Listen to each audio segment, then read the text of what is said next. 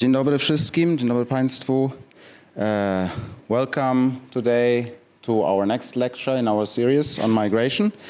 My name is Jan Musekamp. I'm the Deputy Director of the German Historical Institute, and it's my great pleasure to introduce today's event. Our institute, as most of us in this room know, has four research areas. We are focusing on memory, violence, space, and our fourth research area is mobility and migration. And it's within this research area that we organized this lecture series together with my colleague Michael Zock, who's here, and then, of course, especially with the ośrodek Badań nad Migracjami, the Center of Migration Research, with Professor Magdalena Leszczyńska, who's also here. And thank you again for organizing it and to facilitating also the room today. And I also want to thank the staff and back office at the Center of Migration Research and at the University of Warsaw and the German Historical Institute. And we have, of course, our Public Relations Department here today. And then thanks also to our cameraman for recording. I'm glad to introduce today's moderator and speaker. Our moderator is Povilas Dikavičius. Povilas is the head of the Vilnius branch of the German Historical Institute, and he's a graduate of Vilnius Institute and of the Central European University, Budapest, and now Vienna. His academic expertise is in the early modern European history, with a particular focus on the 16th century, the Grand Duchy of Lithuania, and also on Renaissance studies. His PhD thesis was on honor among nobles in the 16th century Grand Duchy of Lithuania. Thank you, Povilas, for agreeing to moderate today's session. Our speaker today is Dainora Pociūtė.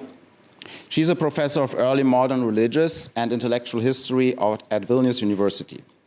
Her research focuses on the Reformation and Counter-Reformation in Lithuania and Poland, and her scholarship includes critical editions of Monumenta Reformationis Lituanica, numerous monographs and articles.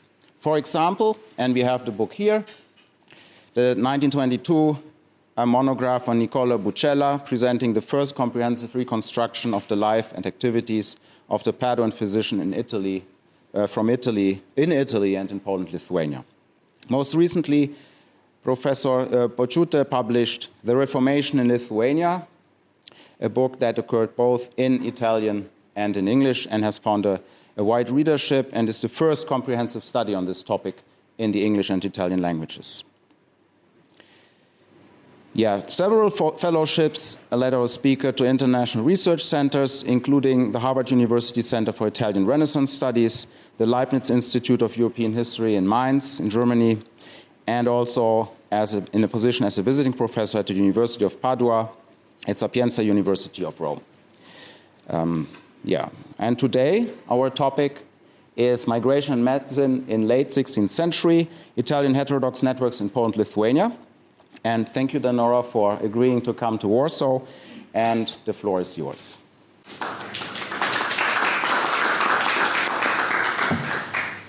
Dzień dobry Państwu. Dziękuję wszystkim bardzo za przybycie. Przepraszam, że mój wykład nie będzie prowadzony po polsku, ale mam nadzieję, że dzięki przygotowanej prezentacji on będzie zrozumiały. I'd like also to thank the German Historical Institute and Dr. Jan Musekamp for invitation. And I'm pleased to deliver this talk at the University of Warsaw, which is the institution closely collaborating with Vilnius Academical Society. On the one hand, the topic I will address today is limited to a relatively narrow time frame, essentially the second half of the 16th century. On the other hand, it touches a complex array of phenomena spanning many social and cultural realms. The subject is broad, and I will outline several of its aspects from different angles, offering a general rather than exhaustive overview. Traditionally, medical studies in Italy, particularly at Bologna and Padua, the leading medical centers of Europe, were closely connected with philosophy, yet remained largely separate from theology. However, in the early modern period, medicine became intertwined with biblical interpretation. Reformation strengthened the relationship between theological reflection and medical knowledge. The so-called Protestantization of medicine, a phenomenon examined in the history of medicine, reshaped Western medical thought by infusing it with new theological meanings. The confessional dimension of early modern science became especially visible in the contrasting ways religious tradition engaged with medicine. While the principal agents of the Catholic Reformation, the Jesuits, systematically distanced themselves from medical studies, Protestant universities increasingly integrated medicine and theology within a shared intellectual framework. It may be concluded that 16th century medicine, as both a body of knowledge and a professional sphere, was deeply affected by the era's religion fragmentation. Also, many students from Protestant regions continued to study in Italy, particularly at Padua. Distinct communities of learned physicians gradually emerged, divided along confessional lines between Protestant and Catholic traditions. Italian learned physicians ranked among the elite of 16th century medical practitioners. The strong involvement of Italian physicians in Philo-Protestant movements, increasingly persecuted after the restoration of the Inquisition in Italy in 1542, helps explain why they became central figures in the religious descent of 16th century. Approximately 200 Italian physicians active in 16th century Europe have been identified as heretical, that's Protestant doctors. Their individual circumstances varied, yet they all faced a common dilemma: the risk of persecution or the necessity of exile.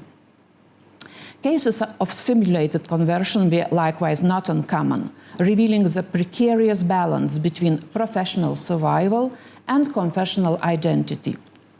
Simone Simoni, an Italian religious exile from 1564 onward, serves as an exemplary case of an itinerant physician who strategically adapted his confessional identity to advance his academic and courtly career.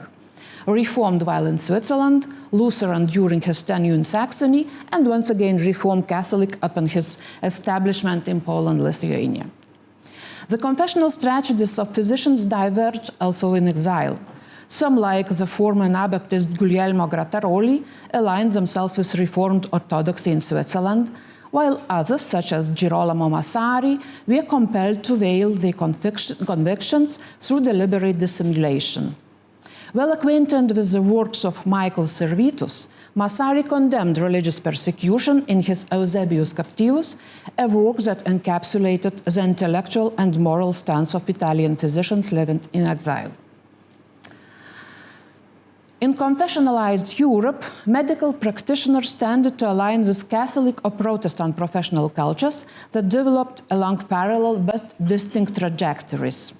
At the same time, the Reformation period saw the rise of a separate network of heterodox physicians whose views made them to suspect to both confessional communities. More broadly, in 16th century Europe, two categories of learned physicians came to be regarded as particularly pernicious: Jewish doctors and the so-called Arian physicians. Whereas restrictions of Jewish practitioners treating Christian patients had existed since the Middle Ages, the figure of the Arian physicians represented a new and more elusive phenomenon, grounded less in juridical regulation than in anxieties about belief, orthodoxy, and the confessional boundaries of knowledge. In the 16th century, the label Arian physician came to designate a relatively small circle of humanist doctors whose prestige and expertise made them disproportionately influential. Their reputation was shaped in part by their engagement with Paracelsian natural philosophy and in part by their association with religious nonconformity and the Reformation era, particularly anti-Trinitarian and Anabaptist currents. Paracelsus and Michael Servetus became the prototypes of Arian physicians. Thought anti-Paracelsianism was rooted in medical rather than doctrinal disagreement. The late Paracelsus, whose religious views were highly heterodox, thought not demonstrably anti-Trinitarian, was condemned by leading Protestant physicians and as anti-Trinitarian, as Arian. His figure reveals how medicine itself had become a confessional battlefield, where questions of healing, knowledge, and salvation were profoundly intertwined. The eminent Swiss naturalist and physician Konrad Gessner viewed the defense of Galenic orthodoxy as inseparable from the struggle against both Paracelsianism and Arianism. His correspondent was Johann Crato von Kraftheim, a prominent crypto-Calvinist physician at the imperial court, reveals how profoundly medicine and theology had become intertwined. For Gessner, to safeguard Galenic medicine was to uphold the very principle of divine and natural harmony against the disruptive forces of heterodox speculation, whether alchemical or theological. Quote, "It's quite certain to me that Theophrastus himself was an Arian. The aim is to persuade people that Christ was a purely human being and that there was in him no other spirit that is in us. I know that there have long been many Arians in Poland and that recently their number had been increased by certain Italians who have gone there." Michael Servetus and his concept of pneuma, which is in the Christian tradition referred to the immaterial spiritus, was reshaped by him. Servetus reshaped and reinterpreted it through medical arguments and integrated it with his own discovery concerning the circulation of blood. He was the first in his Christianism Restitutio to envision the spirit not merely as a divine attribute, but as very substance of God, physiologically infused within human beings as a medium of divine presence. This, in turn, shaped his understanding of the relationship between the spirit and the air that animated the body's vital force, the blood. By merging the language of anatomy with that of salvation, Servetus blurred the boundaries between natural philosophy and sacred doctrine, advancing a vision of medicine that was at once empirical and mystical. His synthesis of anatomy and theology thus marked a decisive step in redefining the relationship between faith and physiology. Servetus was accused of Judaizing both by Calvin and Catholic Inquisition and burned alive in Geneva in October 1553. Italy functioned as a principal early modern incubator of heterodox, so-called Servetian physicians. This development arose from two interrelated factors: Italy's preeminent position in medical education and simultaneous flourishing of religious nonconformity, particularly in its Anabaptist and anti-Trinitarian manifestations. These two currents intersected most distinctly in Padua, Europe's foremost medical university, and an essential intellectual center of Venetian heterodox culture.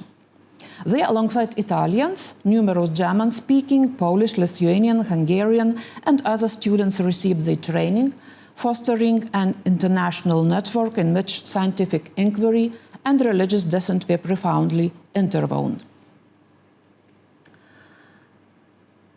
Venetian and Paduan nonconformism, which reached its height in the 1550s and 1560s, but was almost completely suppressed by the Inquisition by 1582, constituted one of the principal offshoots of European Anabaptism.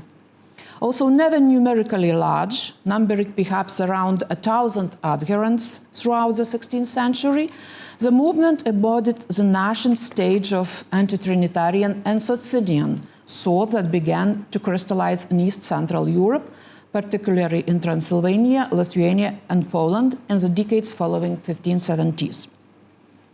Venetian medical practitioners, learned physicians, surgeons, and pharmacists were important participants in the Anabaptist movement. Pharmacies, which were numerous in Venice during the second half of the 16th century, were known as gathering places for heretics, the so-called Lutherans and Anabaptists. Between 1547 and 1586, no fewer than 24 inquisitorial trials were brought against pharmacists. The ex-Anabaptist Pietro Manelfi, who after leaving the community in 1551 submitted a report on it to the Venetian Inquisition, also noted that pharmacy served as a key meeting points within the movement's network.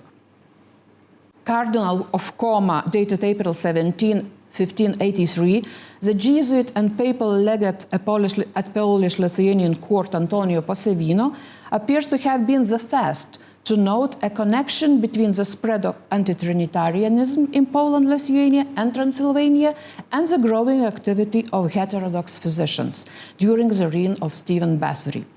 He wrote, "I also found a heretical physician who had already attached himself to the young prince of Transylvania, and this was through the work of the heretical physicians of the king, Stephen Bathory. I spoke about it with His Majesty, since through his path of the physicians, all of Transylvania has fallen into Arianism and into most pernicious heresies."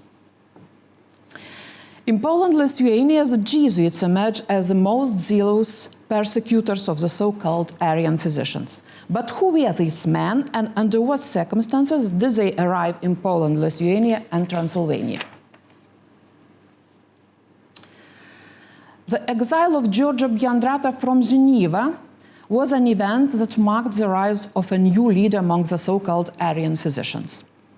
Physicians such as Giorgio Biandrata, Filippo Rustici, Nicola Gallo were key figures in the anti-Trinitarian nucleus of the Italian Church in Geneva, which emerged in the aftermath of the Servetus affair.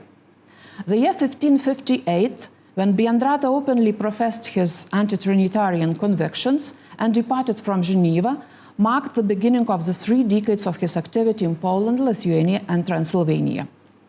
The foundations of both his professional and religious success were laid as early as 1540, when he, still presumably a Catholic, entered the service of the Polish Queen Bona Sforza. From 1552, he continued his career at the court of the Hungarian Queen Isabella Jagiellon, but soon returned to Italy, where he became involved with the Venetian heterodox cycles. These contacts gradually shaped his theological views, paving the way for his later exile to Geneva in 1556, where he would emerge as one of the leading figures among the Italian anti-Trinitarians. He left Geneva for Poland, Lithuania as a convinced anti-Trinitarian and remained steadfast in his beliefs until the end of his life. Biandrata represented an innovative model of the learned physician in Poland, Lithuania. He was not merely a court archiator, but also a religious figure and a man deeply engaged in political and commercial affairs. Over the course of the 30 years in exile across Poland, Lithuania, and Transylvania, Biandrata emerged as a principal organizer of the newly established circle, a clandestine network of heterodox intellectuals. His collaboration with Fausto Socini and several Italian physicians gave shape to what would later be known as a movement of the Arian physicians. This network not only influenced the development of anti-Trinitarian thought in East Central Europe, but also bridged theological speculation with medical and philosophical inquiry. Yet another Italian Arian physician working in parallel with Biandrata proved instrumental not only in uniting the circle of Italian heterodox doctors in the region during 1570s and 80s, but also in shaping a distinctive medical innovations that arose from both their collaboration and controversies. This was Niccolò Bucella, a Paduan-born physician and anatomist whose career intertwined with scientific inquiry with the intellectual currents of the Radical Reformation. The life of Niccolò Bucella, born in Padua into the family of university book dealer, libraio, can be divided into 2 major periods, the first in his native Republic of Venice and the second in exile. According to the records of the Universitas Artistarum in Padua, Bucella is first mentioned as a student in 1554, so this was probably not his first year of study. In October of that year, he applied for the important office of Massario, the official responsible for organizing autopsies, but another candidate received more votes.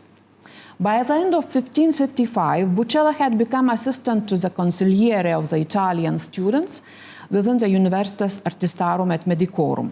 He continued his studies there until around 1559.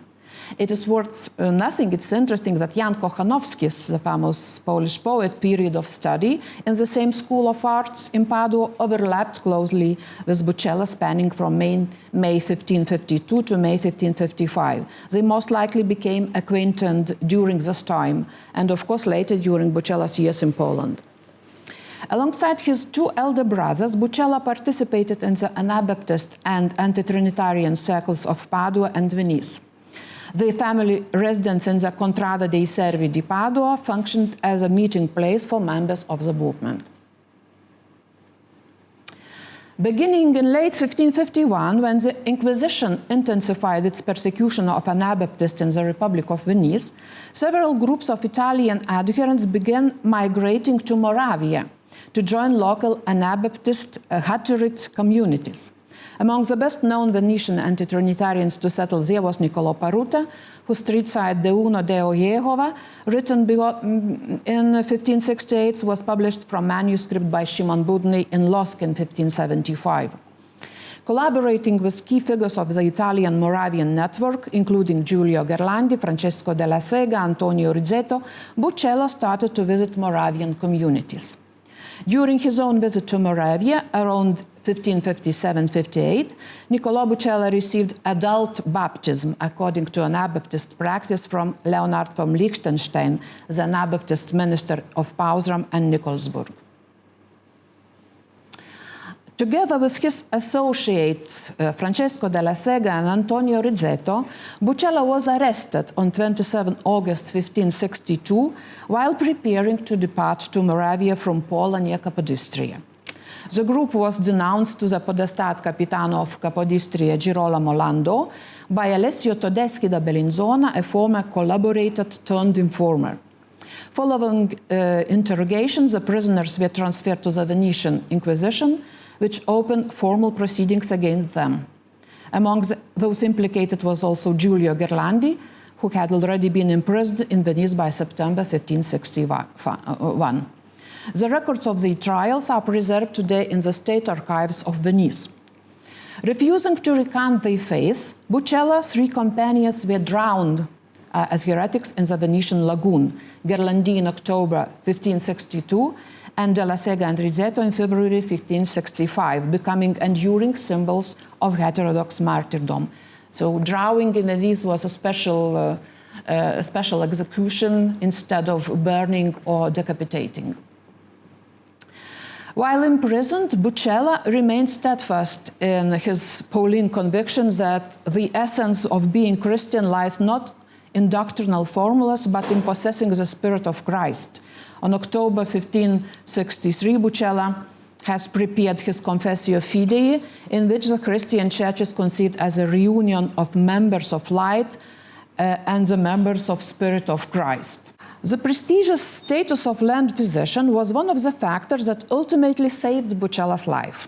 A key role in his abjuration process, which began in February 1564, was played by the Jesuit Alfonso Salmeron, a close friend of Loyola, who was invited to assist. After several discussions with Bucella, Salmeron reported to the Inquisition that he was willing to renounce his heretical beliefs. In December 1564, Bucella signed his formal act of abjuration in Venice, and his case was closed. Despite his strong reputation in anatomy, he did not obtain a professorship at the University of Padua and instead worked as a private professor for German medical students, performing autopsies and practical demonstrations. In the Annals of the German Nazio of the University of Padua, Bucella was described as the most excellent anatomist of his time. In 1574, on the eve of his second inquisitorial process, Bucella, invited by Giorgio Biandrata, secretly fled to Transylvania, where he began working as a physician for the voivode of Transylvania, Stephen Bathory. From 1576 until his death, Bucella lived in Poland-Lithuania, where he continued to serve as chief physician, medicus primarius, for Stephen Bathory and later Sigismund Vasa. Bucella achieved remarkable success not only in his professional career, but also in his commercial ventures. Although he never founded a family of his own, he arranged for several of his relatives, including his sister and brothers, to settle in Poland and Lithuania. Their families became integrated into local society and soon joined the emerging Socinian community of the region. Bucella cultivated a close friendship and network with Fausto Socini and the Heterodox Morsztyn family, particularly Krzysztof Morsztyn Sr., whose daughter Elżbieta Morsztynówna married Socini and his brother Florian Morsztyn, father of the future poet Hieronym Morsztyn. Their connection went beyond intellectual affinity. It evolved into a tightly interwoven familial alliance. Two of Bucella's nephews married descendants of Krzysztof Morsztyn Sr., brothers of Socini's wife Elżbieta. Bucella's sister Antonella daughter Margarita Lipide Bucelli married Krzysztof Morsztyn Jr., while Elżbieta Cetisówna, granddaughter of Bucella's brother Giovan Battista, became the wife of Tobias Morsztyn.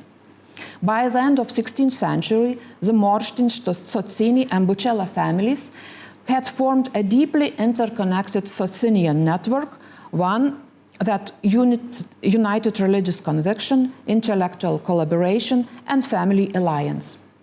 During the 17th century, the family of Vyšovatį joined the network when in 1603 Małgorzata Morsztynówna, the nephew of Anna Bucella, married Abraham Vyšovatį, while his brother Stanislav married Agnieszka, the daughter of Socini. Like his patron Giorgio Biandrata, Niccolò Bucella remained steadfastly anti-dogmatic throughout his life, adhering to the principles he had embraced during his Venetian years. He played a significant role in consolidating the early Socinian community in Poland-Lithuania, acting as a patron of Fausto Socini and contributing to the establishment of Socinian school in Filipów, Powiat Suwalski. Bucella also maintained correspondence with prominent Central European physicians and intellectuals, including Johann Kratow von Kraftheim and Andrea Dudis. The latter, who maintained regular contacts with Jacob Paleologus and Fausto Socini, was instrumental in shaping one of the most influential anti-Trinitarian republic of letters within the Holy Roman Empire and Poland-Lithuania. Through this network, Dudis helped to strengthen the intellectual and social cohesion of Europe's heterodox physicians, providing a shared platform for dialogue between medical, theological, and philosophical dissenters. Several other Italian heterodox physicians who sought asylum and professional advancement in Poland-Lithuania maintained various forms of contact with Niccolò Bucella. Some of them, like Marcello Squarcialupi, during the reign of Stephen Bathory, Bucella helped to install at the Transylvanian court. The concentration of heterodox Italian doctors at the courts of Poland, Lithuania, and Transylvania became unprecedented in the European context. The year 1583 marked the beginning of coordinated efforts to suppress the influence of so-called Arian physicians. The main driving force behind these actions were the Jesuits, notably Antonio Posavino, who was deeply alarmed by the growing number of Arian doctors in the region. From that year onward, the appointment of physicians at the Polish royal court reflected the new policy. Instead of heterodox-minded Tadeusz Hayek, initially supported by Dudis and Niccolò Bucella, the position was given to Simone Simoni, a recent convert from Protestantism to Catholicism and an eager opponent of his former heterodox colleagues. Simone Simoni, a fellow exile who ultimately functioned as an agent of Jesuit confessional strategy, became an instrument of anti-heterodox activity. Encouraged by Posavino, Simoni published his Commentariola Medica et Physica in Vilnius in 1548, a polemical treatise against Marcello Squarcialupi, regarded as the first scholarly medical work printed in Lithuania.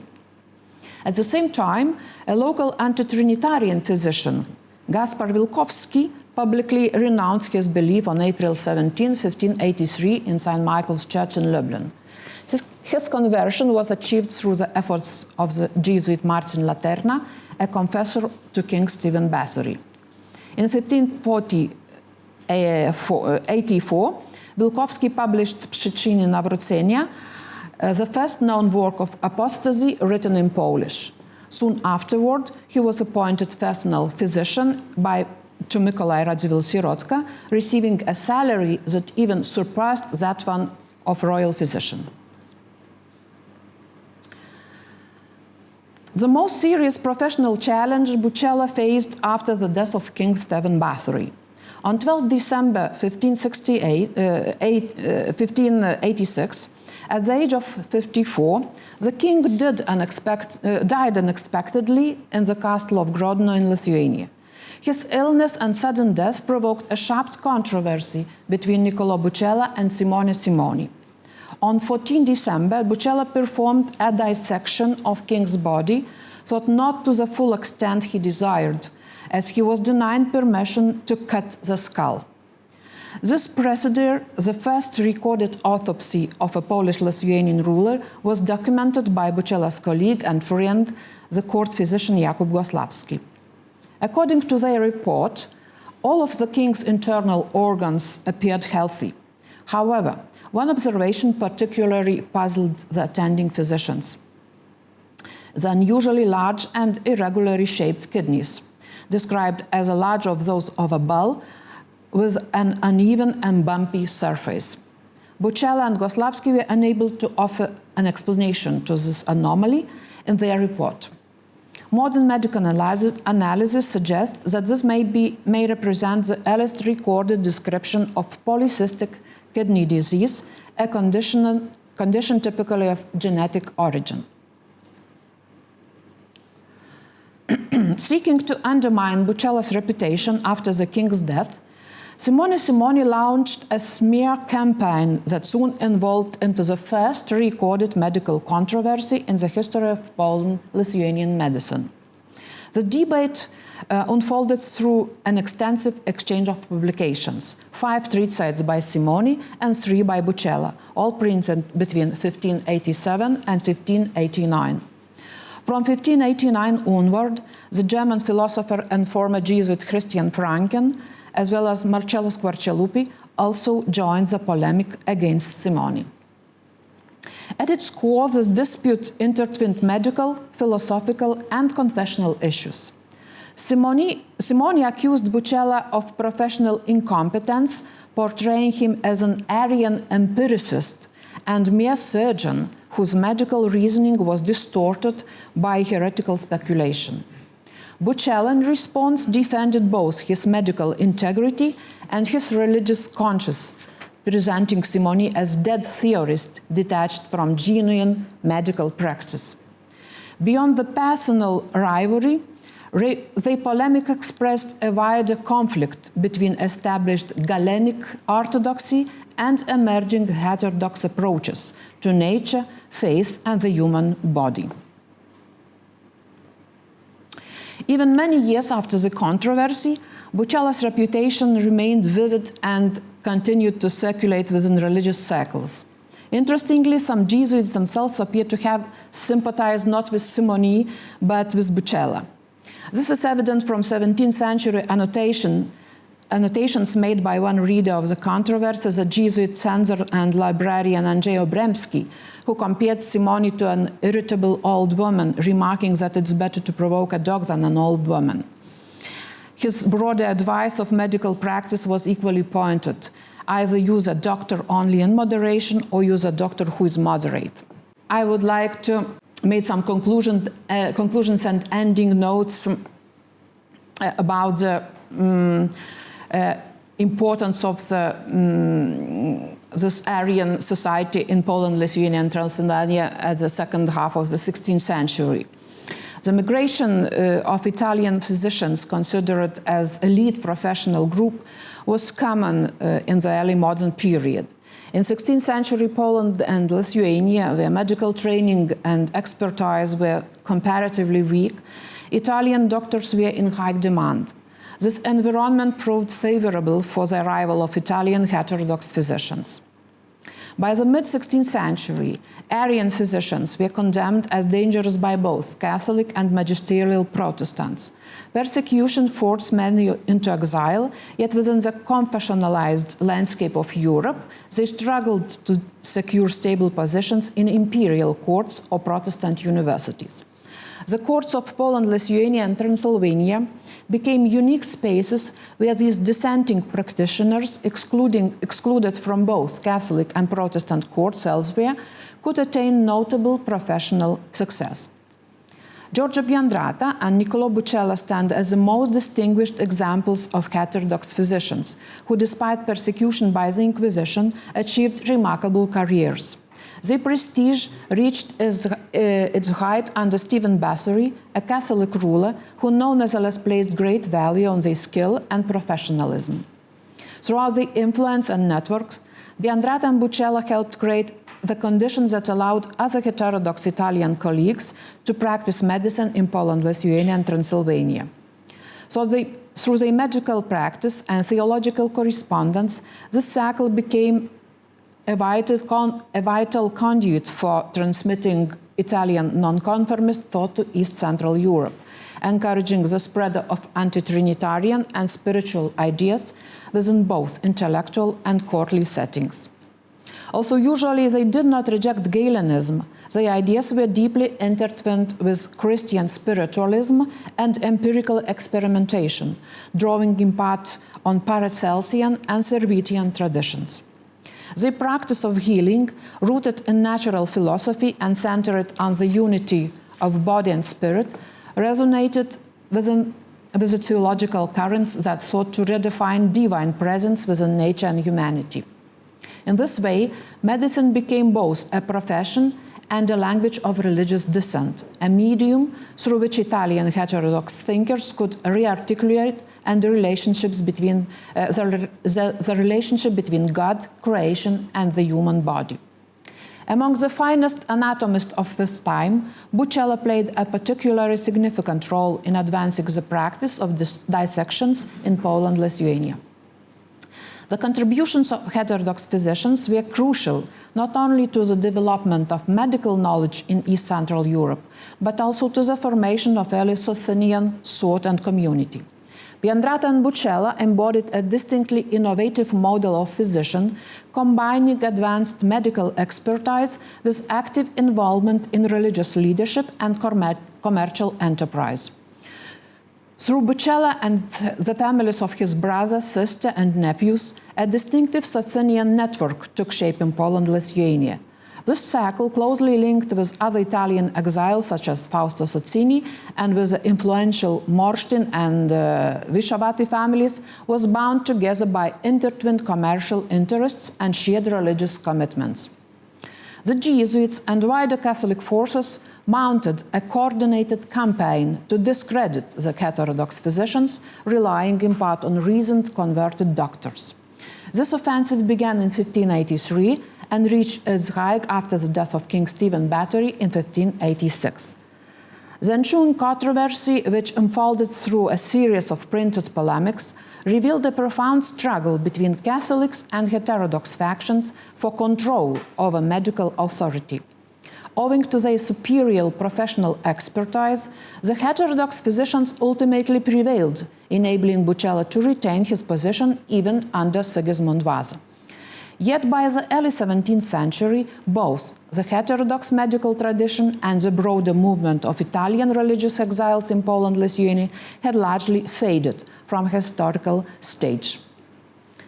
And my last slide is on some selected works which are investigating this topic of heretical physicians and migrations of Italian physicians abroad. Thank you very much.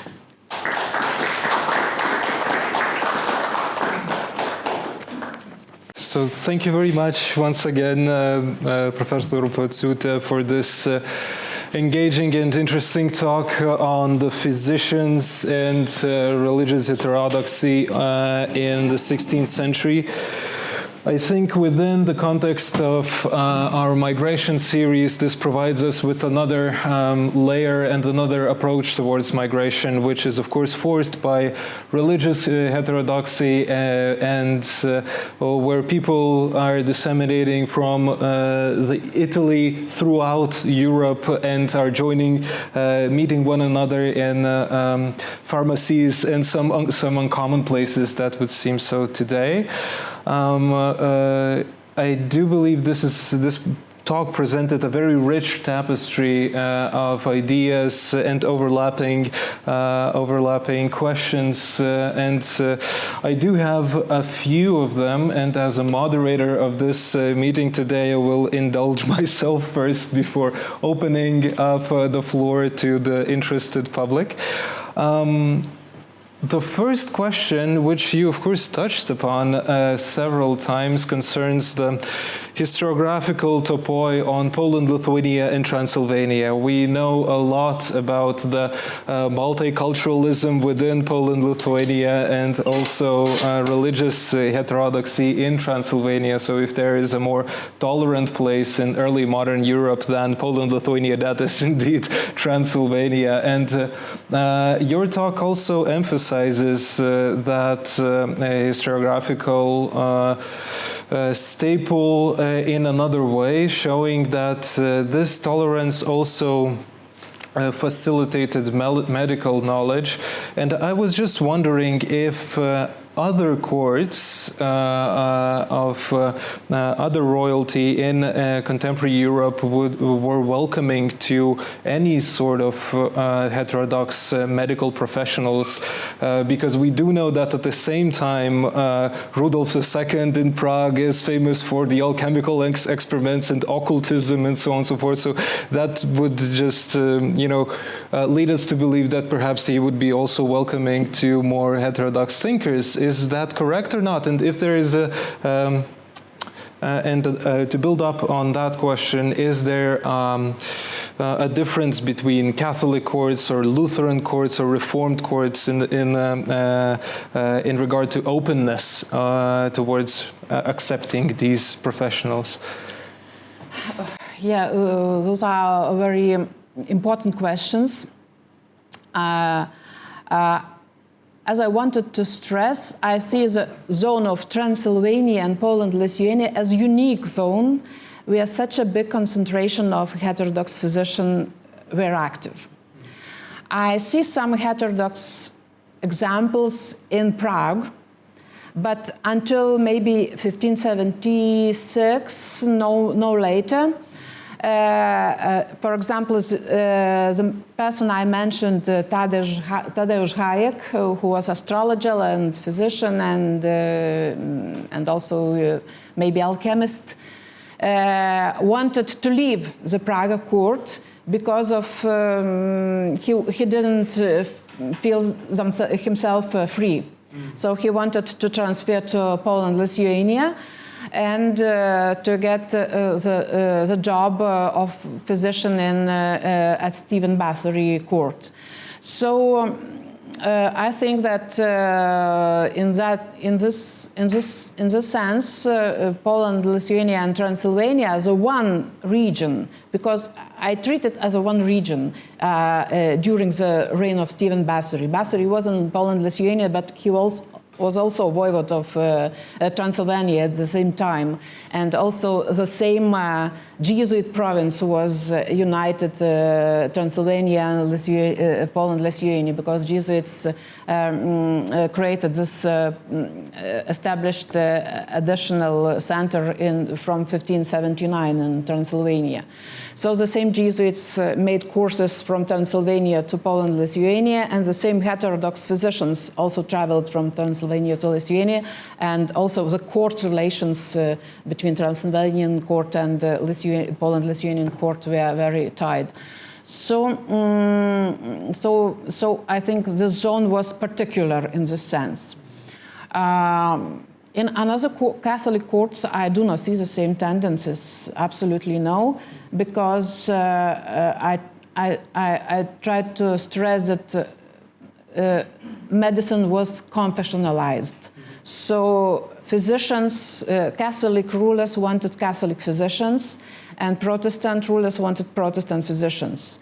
So there were some exceptions, like Italian physicians were maybe wanted everywhere, but to some extent, only to some extent, because if some physician revealed his anti-Trinitarian views, of course, it couldn't be free neither in Catholic, neither in Protestant court. So only Poland-Lithuania and Transylvania, there were space for, so to say, limited activity, because as I tried to show, from 1583, Jesuit strategy changed, and they tried to expel all anti-Trinitarian doctors from the courts. Mm-hmm. To follow up upon this historiographical tradition, there is another tendency to interpret the immigration of Italians to Poland-Lithuania as a modernizing force.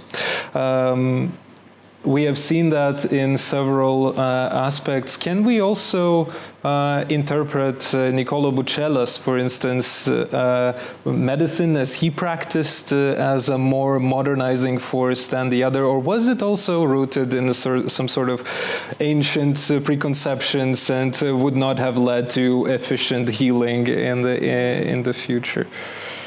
Well, I see Bucella as a big experimentator. So all 16th century medicine was Gallenistic, mainly. And also Bucella was trained as Gallenistic physician. Anyway, he was a first Paracelsianist between Italian physicians, also in Italy, one of the first, because books of Paracelsus were found in his, by Inquisition in his library. So he used Paracelsian methods or tried to integrate it into his system. And he also was, of course, a spiritualist. And in this sense, he was a bit Cerretian-minded doctor. So I think he was very innovative. And this innovation is also the autopsy of King Stephen Bathory, the first described autopsy, the first investigating autopsy. And he made also other autopsies in Poland-Lithuania. Unfortunately, they are not documented. We know only some persons who to whom he made dissections. So also during all his polemic with Simone Simoni, we see absolutely different attitude to medicine. Simoni is a theorist, a methodist. So he just say how was taught by Hippocrates or Galenus. And Bucella was experimentator. He tried to include into the healing of Stephen Bathory very different kinds of medical treatment. Unfortunately, it was successful, as we know, but if Bathory's reason of death was really polycystic kidney disease, so no one doctor in the world would heal Stephen Bathory from this disease in that time. So I see Bucella as one who opened a way to discuss new methods in medicine, and it was very influential. And even after Bucella's and Simoni polemics, there were some echoes of this polemic. For example, there was a physician, Grutiński, a physician of Radziwiłł-Sierotka, who wrote 2 books, also one published also in Padua on medicine, who still continued to criticize Bucella as an Arian physician in those books, even after Bucella's death. So, of course, from 17th century, Jesuit physicians prevailed, and this discourse of medicine also turned back, so to say. Bucella was very important in Poland-Lithuania because the medicine in Poland-Lithuania, the level of medical thought, of medical knowledge was not very high. In Vilnius, in Lithuania, we didn't have medical studies until the end of 18th century because Jesuits forbade medical studies, while in Krakow, the medical knowledge was of the very theoretical level, not practical. There were no anatomistic practice, no dissections, and so on. So the presence of Italian doctors was very innovative and very important aspect of modernization in this field of knowledge. So it didn't turn out for the best for the health of the inhabitants of the Grand Duchy and the rulers, that they kind of expelled the heterodox thinkers and returned back to the more traditionalistic and sort of medicine, which is quite an interesting finding that you presented. To follow up upon the differences between Simone Simoni and Niccolò Bucella, which you presented their discussion over the death and treatment of Stephen Bathory, but one can also see them as a sort of two different ideal types of people who are facing Inquisition and hold heterodox beliefs and migrate from their own fatherlands and find their way in a broader Europe using these networks of heterodox thinkers. While Simoni, faced with danger, is eager to relegate his faith to the side and kind of change his beliefs and convictions and to kind of integrate in the court of the ruler. Niccolò Bucella does that only once under threat of death, and he proclaims publicly that he is no longer holding these beliefs and never again speaks about it in public, which so these two ideal types of forced migration, adaptation to forced migration, could be also of interest. Were there any other strategies of people who are forced from their homelands due to religious persecutions and how they found their way? Or are these kind of... Well, of course, those two are most maybe illustrative types, because Simoni was opportunist. He was one who adapted his confession to his career. So he wanted to be famous, to teach at university, so he tried to be a Lutheran in Germany, a Calvinist in Switzerland, and then when he wanted to get a job in Poland-Lithuania, he decided that it would be better to become a Catholic again. So he was a opportunist, and even contemporary co-workers called him atheist. So yes, because he had no other God than Aristotle, they said. While Bucella was a very deep a person who was deeply in Christian faith. So he was a very moderate person, not so expressive as Simoni, but he was steadfasting all in his views, in his Socinian or anti-Trinitarian Anabaptist tradition. Other strategies, for example, I think that there were also some simulative strategies. For example, there was one I would like to show the Dr. Gian Battista Gemma, who from 1595 worked at the court of Sigismund Vasa. So Vasa, of course, didn't tolerate any heresies. And Gian Battista Gemma, I think,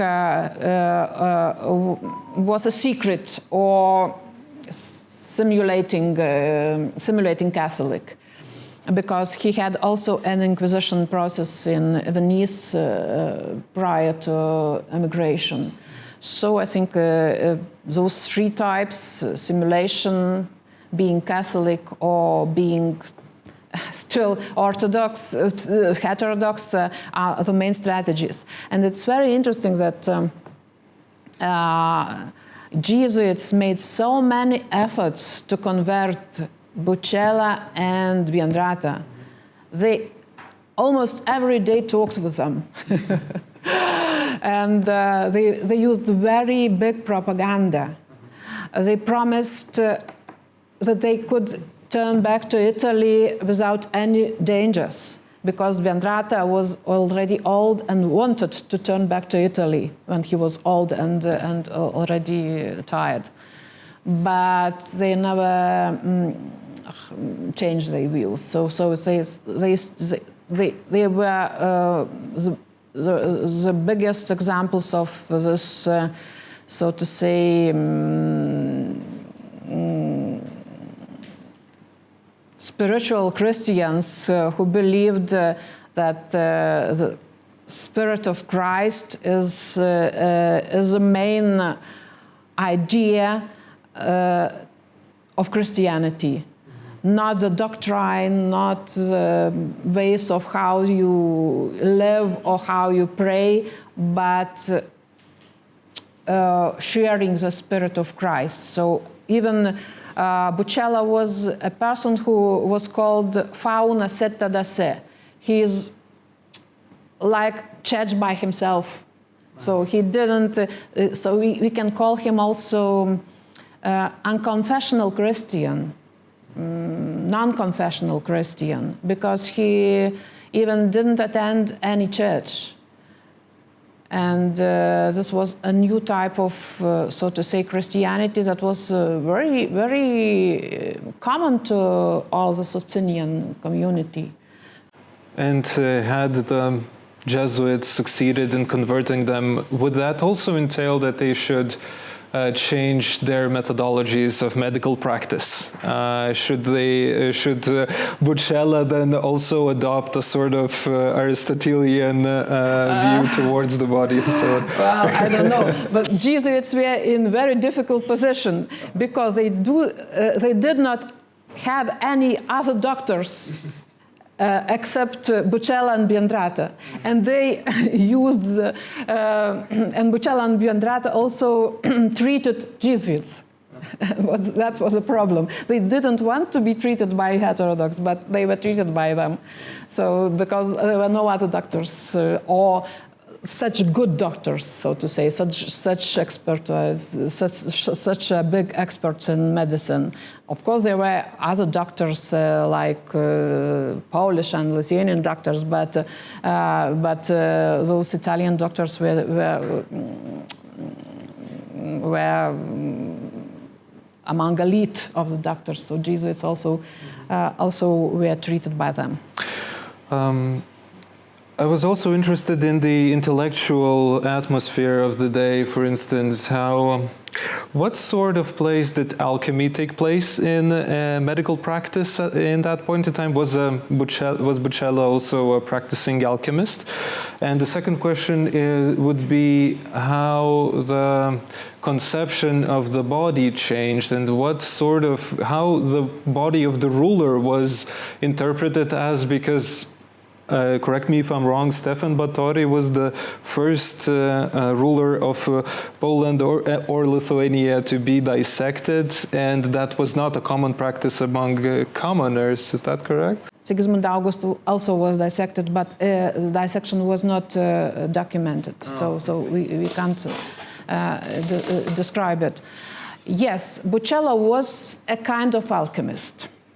But there are no many documents to prove it. But there are very many facts, so to say. He invited to the court two important mystics and alchemists from England, and we know that John Dee and Edward Kelly treated Stephen Bathory in 1585. Then he also had a communication with famous alchemist Leonhard Thurneiser from Germany, who sent some medicines from Germany to Stephen Bathory. Because Bucella was the main chief physician of Bathory, so he controlled all his medical contacts of the court. So that's important to say that he was open to alchemical practice, so to say. Another thing is that Biandrata and Bucella were very interesting and knew how to use various minerals in healing practice. And it's very interesting that they were also entered into the commercial affair of minerals, salt mines, also in Transylvania, gold mines, Biandrata participated. So they used these mines and various minerals also for healing. They tried to find some methods of healing them, but also use them as commercial activity. So they integrated the medical and commercial competences into the one related space. Also, Bucella used some alchemical, not alchemical, but Paracelsian methods when treating Stephen Bathory, some sulfurous and other medical treatments. He used small doses when he treated, and he was in big discussion because of that with Simoni. So there were a lot of those elements that can show us that Bucella was open to alchemical practice, but I don't know how, if she was engaged in it deeper, because there are few letters of Bucella. Bucella wrote a lot of letters, and there is documented that he wrote letters and sent them to Italy. His friend, very famous alchemist, was Niccolo Pestalozzi from Prague. From Vienna. So he was a real alchemist. So there are so many proofs to say that he was open to alchemical practice, yes. Okay. In order not to prohibit the audience to pose questions, I would like to open the floor. So if we have any further questions, please do not hesitate. It's a great chance to pose them. Michael Zock. Yeah, thank you very much for your inspiring talk. I asked myself, because we know this phenomenon, it's a brain drain. It's a highly educated specialists who are driven from their country of origin. And I asked myself, first, what about this non-heterodox physicians from Italy? Did they stay in Italy, or were there, did they also migrated? And with this is connected my second question. Because you focused on on heterodox physicians, was there also a time when, let's say, Italian rulers wanted to have them back, despite that there were heretics, or was it that they had enough Catholic physicians to have at their courts? Mm-hmm. Well, Italian physicians was in the Poland-Lithuanian court was a phenomenon that was already evident from the beginning of 16th century. also the first part of 16th century, the court of Sigismund the Old and Sigismund Augustus, they were Italian physicians, but of course Catholic physicians. But the problem was that to get a Catholic physician in the court was difficult. Italian Catholic physician was difficult because usually Italian Catholic physicians didn't want to leave Italy. And other courts had to propose some very exceptional conditions or very high salary for them because they had a very good conditions in Italy. For example, in Padua, the salaries of Italian physicians at Padua University was the highest in the all epochs in 16th century. So they were. It became a very prestigious profession. Also, for example, in Bathory tried to, Jesuits tried to invite at the court of Bathory some Catholic physicians, for example, Girolamo Mercuriale, famous Paduan, usually from Padua, because Padua was the main center of those elite physicians. But they didn't come. So it was difficult, and even Bathory said when Antonio Posavino was trying him to convince to expel all heterodox physicians, Bathory said, but we're from those Catholic physicians, they do not want to come here. So he used this this motive to leave them in his court. Well, of course, heterodox physicians did not have yet to turn back. Nobody awaited him in just Inquisition in Italy. So they were forced exiles. And they were happy to have this position in Bathory's court. Not every physician had this position, of course. For example, Agostino Doni was a physician who worked, who 2 years stayed in Krakow, but couldn't get a position of physician at the court because Bocella didn't like him, so and treated him as the wrong physician. So it was also so to say, a tension between Italian heterodox physicians inside Krakow and Poland-Lithuania. It was not so simple and so good because they all were concurrents to get because the position was very good. Bocella's salary was maybe as a third or fourth salary in the court, so very high.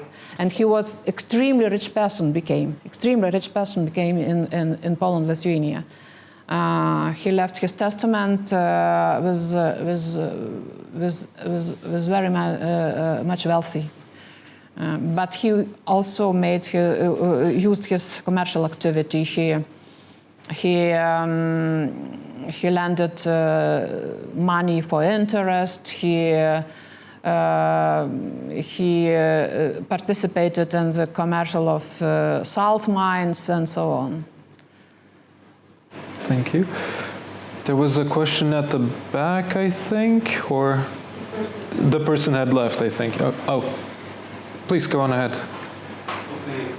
Just a small comment. Hieronym Morsztyn, the poet that was mentioned in passing, left from his Padua stay quite some interesting poems about the dissections. Yes, I know. So you know. Yeah, I know.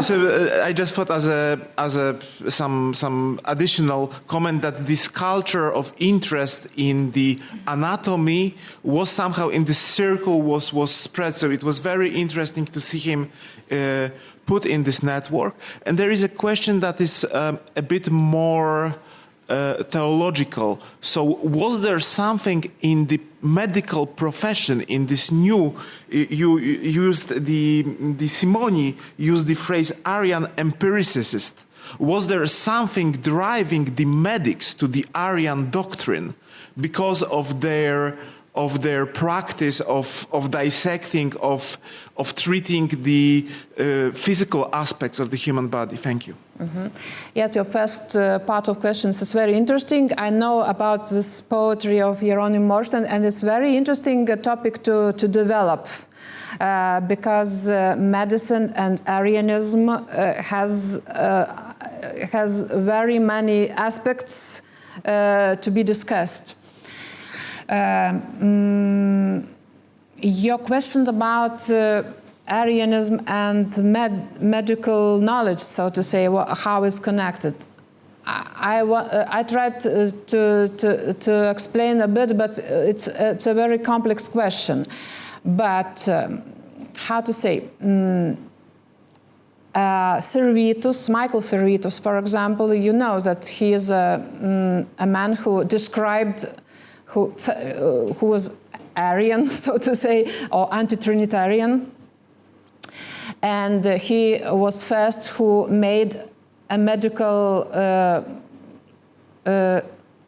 so atradimas would be discovery in his Christianism Restitutio. He discovered how blood enters from left ventricle of the head, not directly to the right ventricles of the head, how Galen explained, but how blood goes first to the pulmonary system, then gives a spirit which we breathe in the pulmons, and then the spirit is transferred to the human blood. That's a specific Arian and medical question. How pneuma, spirit, functions in human body. That Arians and anti-Trinitarian think that spirit, or Servetus also thinks that spirit is one thing. It's not a person, how in Trinitarian doctrine, Holy Spirit. It's the same Holy Spirit in the air and in the human body. It's a one Holy Spirit. There is no difference between the Holy Spirit and the human body spirit.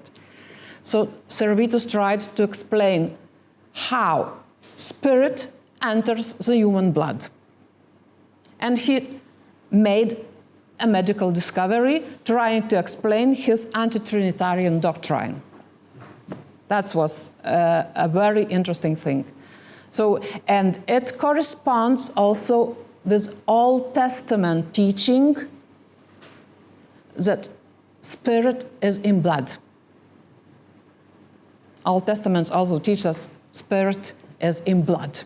So anti-Trinitarians and the Anabaptists do not want to make a blood transfusion and so on and so on. It's from this old, so to say, theory. But it's a little bit Judaizing theory. So they treated it as Judaizing theory because but it was a right theory because Servetus made his discovery, and it's very interesting that the Servetus discovery was maybe stolen. I think that it was stolen by Catholic later physicians and used as their discoveries, because all Servetus books were confiscated, and only 3 copies are survived in the vault of Christianism Restitutio, and of course. Apostolic doctors knew those Servetus copies, and they also made them later those speculations about this blood circulation. I wanted to ask 2 things. One is because I understood they were exiled, but then in Poland, Lithuania, they made many of those doctors made a career.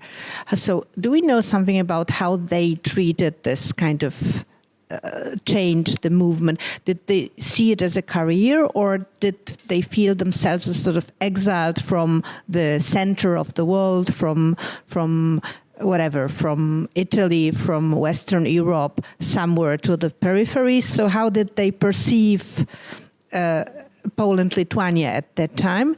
And another question which you already partially answered, in how far they were being already here or in Poland-Lithuania, in how far they were still connected, interconnected, and was it like within the network? So you said that there was still correspondence and so on, but was it a sort of only Arian network, or how did this network function?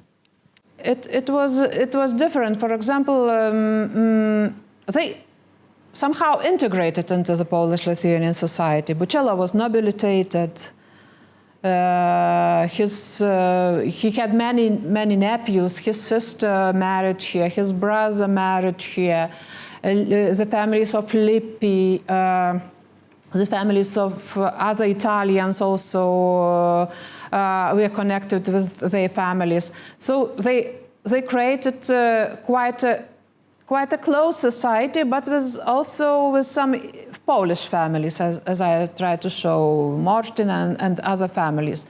But of course, they sense themselves a bit elitic because Bučela, for example, didn't learn Polish. He lived absolutely with Italian language absolutely freely, so didn't feel necessity to learn Polish.